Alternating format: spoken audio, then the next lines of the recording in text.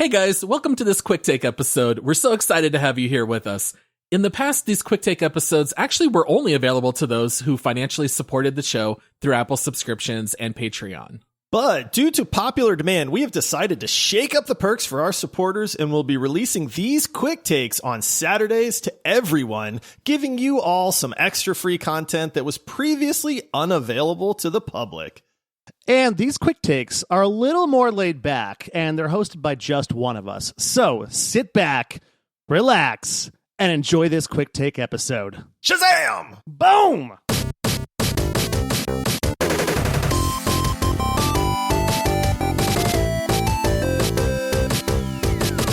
Yo, what's up everyone? Paul here with another quick take episode.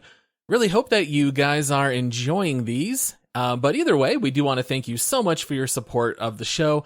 It really does mean the world to us. And what I wanted to talk to you guys about today is a small indie game that you may or may not have heard of called The Escapists.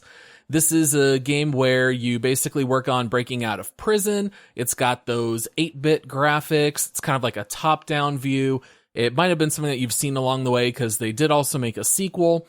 But it's time to get your prison break on in this game.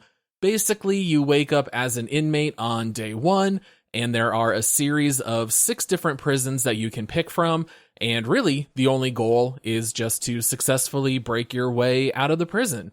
And there's a lot of ways to do that. All the prisons are a little bit different, so they require different strategies. And basically, there's kind of like a lot of elements that are all kind of working at the same time. First of all, being that you are in a prison, there is natural structure to the day. So overnight, there are guards patrolling the corridors and they do bedroom checks. And during the day, you have to show up to showers and meals. If you miss things like that, you do get some suspicion put on you. If you go into the wrong areas, if you end up having contraband on your character, that can get discovered, whether it's a guard who checks items on you, or if you're hiding items in your room and get caught with it, and then you can lose items. And I think one of the neatest things about the Escapists that really make it unique is that there's a whole collection of different recipes that you can use for crafting.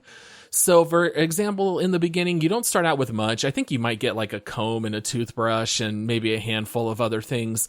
But basically you can start to collect items, whether you find them in the game, whether it's another inmate's room, or if you find items in different areas of the prison, and you can start to combine them to make other things. So for example, you can combine a sock with a bar of soap. Guess what? Now you got yourself a weapon. You can swing that thing around, hit people with that weighted sock. You can also start to do more sophisticated weapons, like you can take a broom handle, a glass shard, and a roll of duct tape. Now you got yourself a spear, baby, running around in this prison. You can also do some other neat things that help you work on escaping.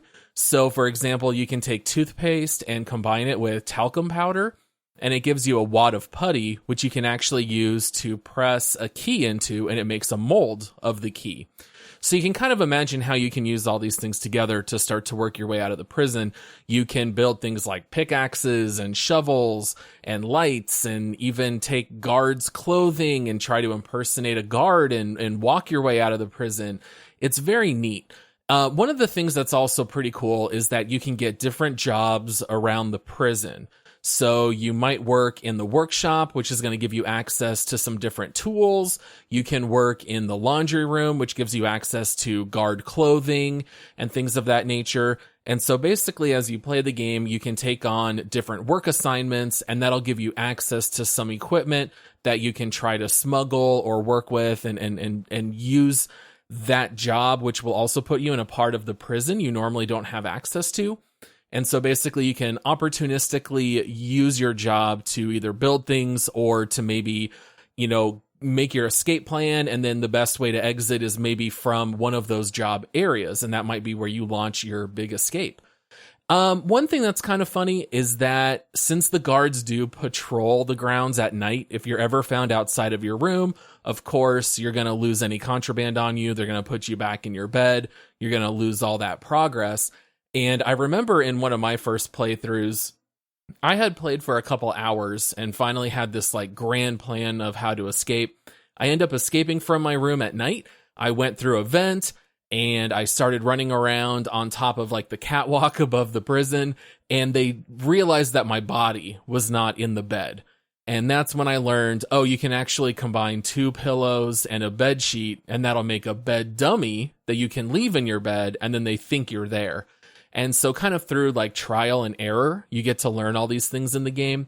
But there's combat, you fight other inmates, you can even fight other guards. Sometimes if you beat them down and you're not caught, you can take items off of them, so even that can be very strategic, but it's very fun. The difficulty ramps up quite a bit. I've seen some very funny YouTube videos where people just take plastic forks from the cafeteria, and if you bash it against a wall, you can make like a little bit of a weak shiv. And then people will just sit during the day and just keep working on one block on the initial prison, and then you can just walk straight out of it. So it starts off like super easy like that to having these really advanced high-tech security prisons. It can be a ton of fun. I didn't even know this until today, but they also made a Walking Dead spin-off of it. I haven't played it. Sounds kind of neat. It includes characters from the show. And I did notice on Steam, actually, as of today, they are actually bundled together on sale for only $6 for the Escapist 1 plus the Walking Dead spinoff. I did take a look around. It looks like it's usually $18 to $25. This is one that I don't know I'd quite spend that much. I squeezed over 25 hours out of the Escapist, but due to the graphical nature and the fact that it's definitely an indie game, might be worth waiting around till it's on sale. They did also make the Escapist 2, which I have actually not played very much, but that did include a multiplayer mode if you want to play with 2 people at the same time.